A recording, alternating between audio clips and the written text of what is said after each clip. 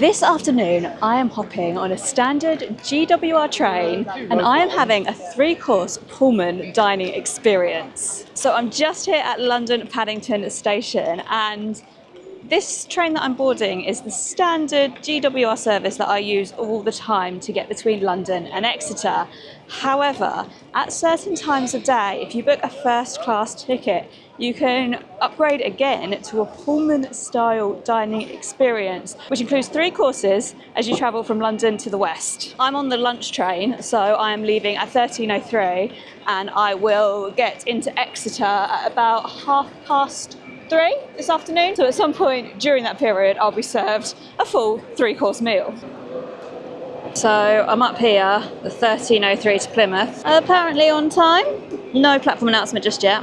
Now, one hack that I feel like is always worth mentioning when I'm waiting for a train is to use real-time trains. So this is a website that tells you what platform your train is going to be at before it is announced on the boards. It is usually correct, but sometimes the platform can change at the last minute. There we go, platform 9. That's where we're off to. I don't need to worry about running for the train because I have my ticket. I will just double check real-time trains though, just to confirm that that is right. 13:03 Plymouth, platform 9. So usually that comes up a good few minutes prior to the platform actually being announced. So if you don't have a seat, you can get over there early and you won't be able to get on the train, but you'll be able to be one of the first on the train. The only thing is sometimes the platforms change. If they change, they'll usually be updated on the app, but you do still need to have a eye on the board as well, but it gives you a good idea. So we're heading over to platform 9 and finding this first class cabin. I wonder if I'm going to be the only person who's booked this. That would be awkward, wouldn't it? I'm just there enjoying a 3-course meal. Hiya, I've got a first class ticket and a booking for lunch. Oh, lovely. I'll hand that over to you. Oh, thank you very much. Thank you. Oh, lovely. Thank you. So I boarded and I was told to take a seat in the other carriage, which was completely empty. But then I was moved into here. They said the Pullman Dining was ready. And I've got the menu here where I can make the orders from. I've got starters, mains and dessert. I think I've paid for both. And then you can get a range of drinks here. But I think I will be going without. Not really drinking much at the moment. Here's a bit of information about it.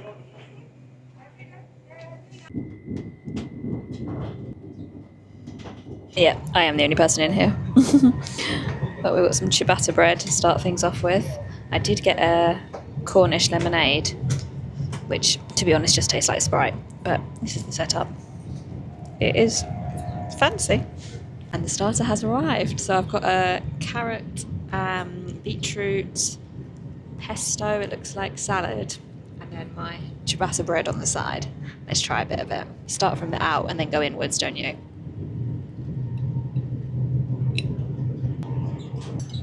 It's good. The bread is really warm. Now this is really good. This is like a kind of pesto. I've got some seeds and some carrot, and I've eaten all the beetroot already. So my main has arrived, and it's an aubergine berrera. It's served with rice, sour cream, and sweet corn. It's good stuff. So this was the vegan option, so this will be vegan sour cream. And the dessert has arrived. So this is a vegan brownie with some sort of cream there. I think this must be pistachio. And apricot jam, I think that was. I should have memorised the menu, but let's give it a try. That's really good.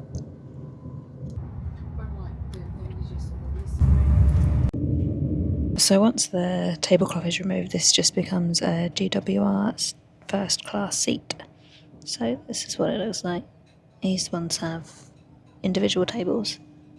Then there's plug down there. They're definitely roomier than standard class, and you do usually get a snack included as well. Obviously this whole thing you have to pay a bit extra for.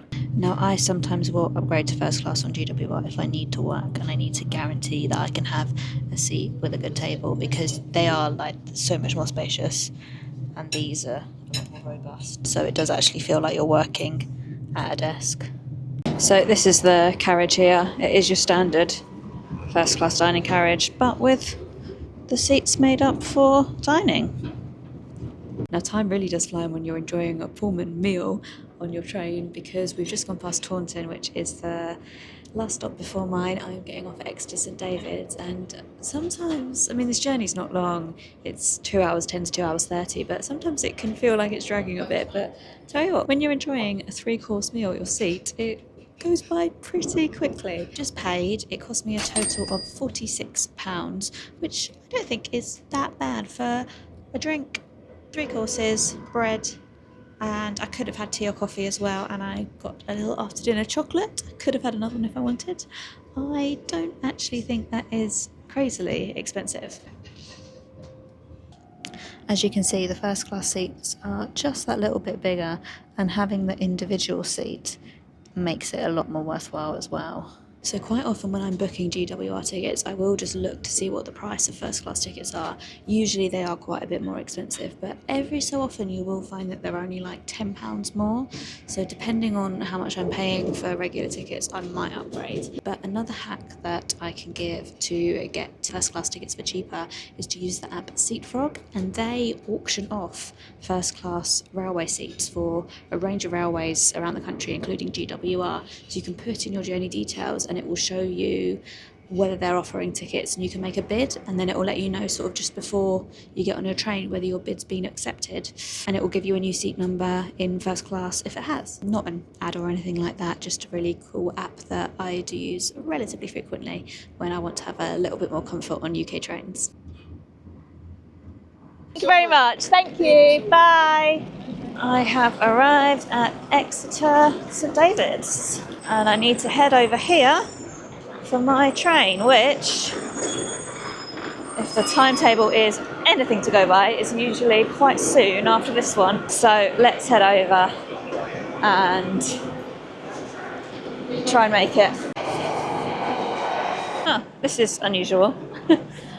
Normally I literally have about 6 minutes to go from platform 3 or 4, where the London trains normally come in, to get over to platform 1, where the Exmouth trains leave from, and I've very often missed it. That was going to Waterloo. Wow, this train is going all the way to Waterloo. For some reason I checked my ticket and I'm not booked on a train to Exmouth until 15:50, and it's currently 15:22. Normally there are Exmouth trains quite frequently, so I don't know why there's such a long gap today.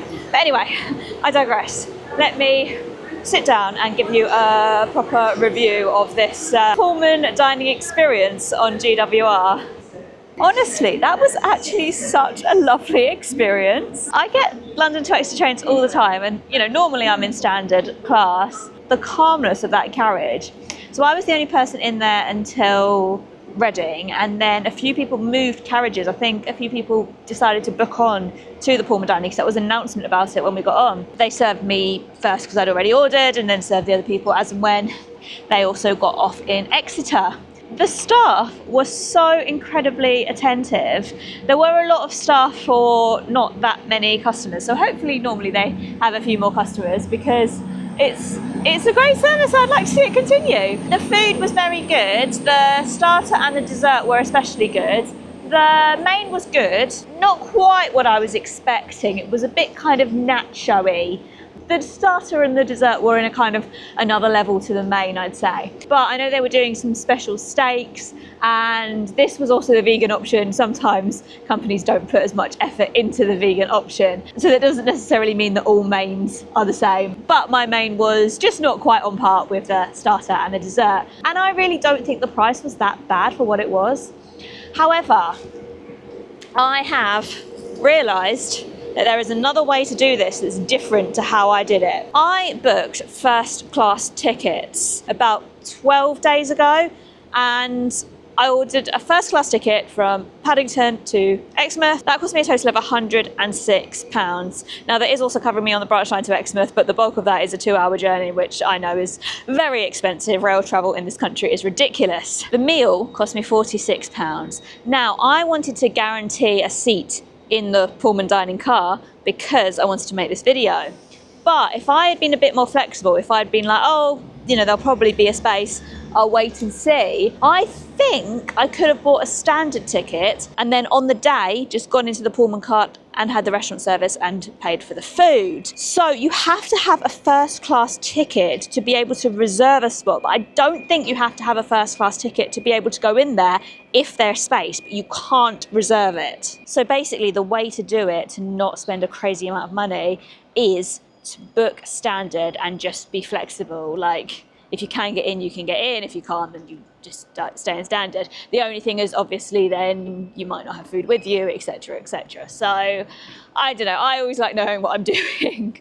I'm very much a planner. So, I liked having the booking, but also I could have saved money by not having the booking and just inquiring on the day. And for that journey, it would have definitely been fine. I obviously can't speak for every journey. I'm guessing maybe the lunch ones, there's probably enough room. So I would definitely do it again, but I would probably do it that way rather than actually book a table.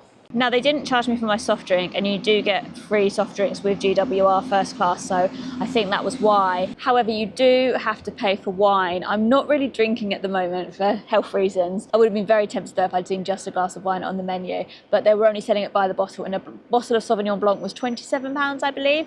So the couple next to me had 3 courses and a bottle of wine, and I overheard that their bill came to £110, which isn't crazy. I mean, it's about the same as you pay in a restaurant. It was restaurant quality food. One last thing that I should also stress is that you can only get these reservations at certain times of the day. So I got on the 13:03 that got me into Exeter at 15:13, and there's an evening one as well. I don't know off the top of my head, but I'll write it down.